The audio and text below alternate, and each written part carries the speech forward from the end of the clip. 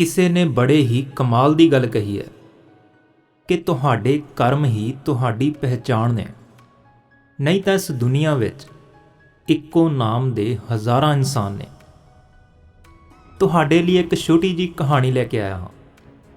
ਇਹ ਕਹਾਣੀ ਹੈ ਇੱਕ ਜਾਦੂਗਰ ਦੀ, ਜੋ ਜਾਦੂ ਦਿਖਾਉਂਦਾ ਦਿਖਾਉਂਦਾ ਬਹੁਤ ਮਸ਼ਹੂਰ ਹੁੰਦਾ ਜਾ ਰਿਹਾ ਸੀ। ਰਾਜ ਦਰਬਾਰ ਵਿੱਚ ਇਹ ਗੱਲ ਪਹੁੰਚੀ। ਰਾਜੇ ਨੇ ਉਸ ਨੂੰ ਜਾਦੂ ਦਿਖਾਉਣ ਲਈ ਬੁਲਾਇਆ। ਜਾਦੂਗਰ ਨੂੰ ਲੱਗਿਆ ਕਿ ਜ਼ਿੰਦਗੀ ਵਿੱਚ ਸਭ ਤੋਂ ਵੱਧ ਕਮਾਈ ਕਰਨ ਦਾ ਮੌਕਾ ਆ ਚੁੱਕਿਆ ਹੈ। ਜਾਦੂਗਰ ਇਹ ਸੋਚ ਰਿਹਾ ਸੀ ਕਿ ਉਹ ਸਭ ਤੋਂ ਵਧੀਆ ਜਾਦੂ ਦਿਖਾਵੇਗਾ ਤੇ ਬਹੁਤ ਵਧੀਆ ਇਨਾਮ ਰਾਜੇ ਤੋਂ ਲੈ ਲਵੇਗਾ। ਦਰਬਾਰ ਵਿੱਚ ਪਹੁੰਚਿਆ, ਸੋਚਦਾ ਜਾ ਰਿਹਾ ਸੀ ਕਿ ਕਿਹੜਾ ਜਾਦੂ ਦਿਖਾਵਾਂ। ਜਦੋਂ ਉੱਥੇ ਪਹੁੰਚਿਆ ਤਾਂ ਉਸ ਨੂੰ ਲੱਗਿਆ ਕਿ ਸਾਰੇ ਜਾਦੂ ਤਕਰੀਬਨ ਦਿਖਾ ਚੁੱਕਿਆ ਹਾਂ, ਅੱਜ ਕੁਝ ਨਵਾਂ ਕਰਦੇ ਹਾਂ।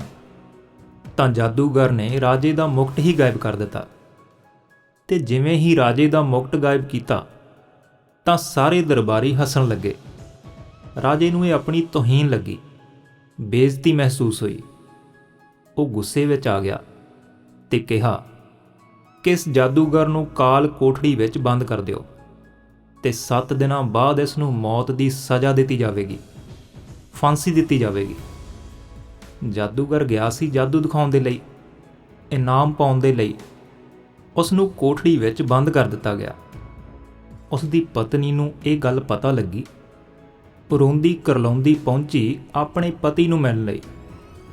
ਜਾ ਕੇ ਜਦੋਂ ਉਹ ਦੇਖਦੀ ਹੈ ਤਾਂ ਜਾਦੂਗਰ ਮੁਸਕਰਾ ਰਿਹਾ ਸੀ।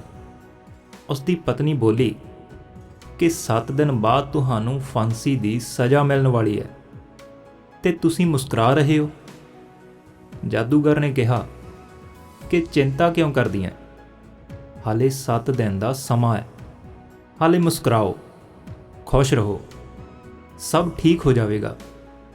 ਪਤਨੀ ਨੂੰ ਲੱਗਿਆ ਕਿ ਪਤੀ ਪਾਗਲ ਹੋ ਗਿਆ ਹੈ, ਮੌਤ ਨੂੰ ਸਾਹਮਣੇ ਦੇਖ ਕੇ ਪਾਗਲਾਂ ਜਿਹੀਆਂ ਗੱਲਾਂ ਕਰ ਰਿਹਾ ਹੈ।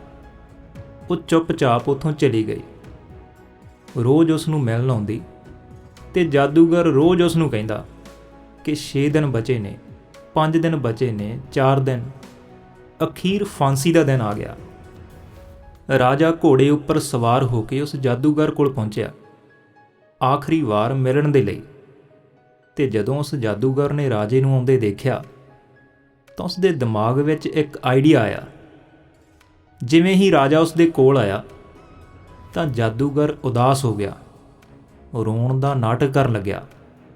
ਰਾਜੇ ਨੇ ਕਿਹਾ, ਕਿਉਂ ਬਈ, ਕੀ ਹੋ ਗਿਆ?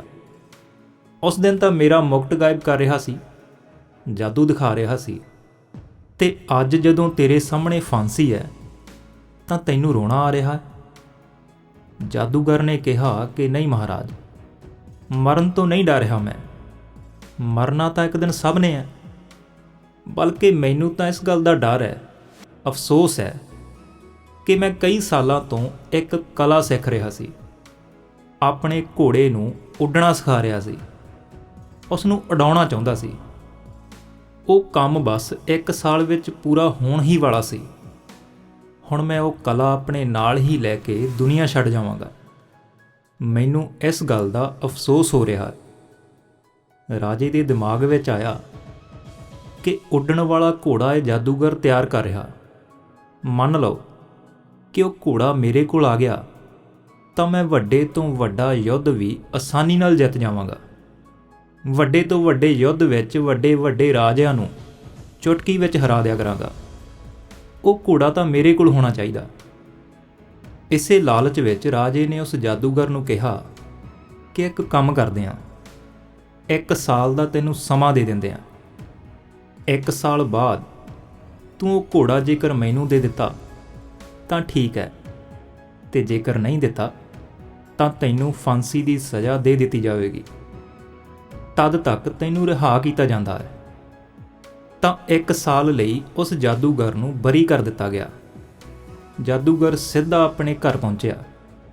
ਉੱਥੇ ਜਾ ਕੇ ਦੇਖਦਾ ਹੈ ਮਾਤਮ ਛਾਇਆ ਹੋਇਆ ਹੈ।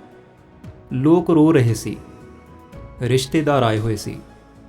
ਉਸ ਦੀ ਪਤਨੀ ਰੋ ਰਹੀ ਸੀ, ਪਰ ਆਪਣੇ ਪਤੀ ਨੂੰ ਜਿਉਂਦਾ ਦੇਖ ਕੇ ਉਹ ਮੁਸਕਰਾਉਣ ਲੱਗੀ, ਖੁਸ਼ ਹੋ ਗਈ ਸਾਰੇ ਲੋਕ ਖੁਸ਼ ਹੋ ਗਏ।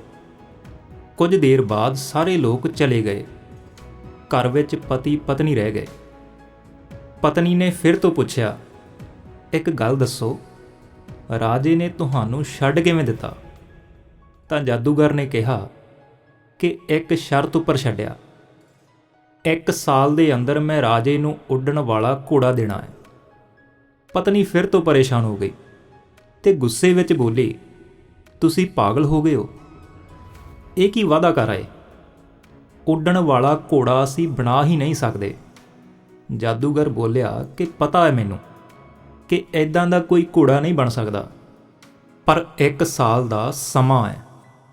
ਇਸ 1 ਸਾਲ ਵਿੱਚ ਬਸ ਮੁਸਕਰਾਓ, ਖੁਸ਼ ਰਹੋ, ਇਹ ਜ਼ਿੰਦਗੀ ਨੂੰ ਜੀਓ। ਪਤਨੀ ਨੇ ਕਿਹਾ ਕਿ ਤੁਹਾਡਾ ਗਿਆਨ ਫਿਰ ਤੋਂ ਚਾਲੂ ਹੋ ਗਿਆ।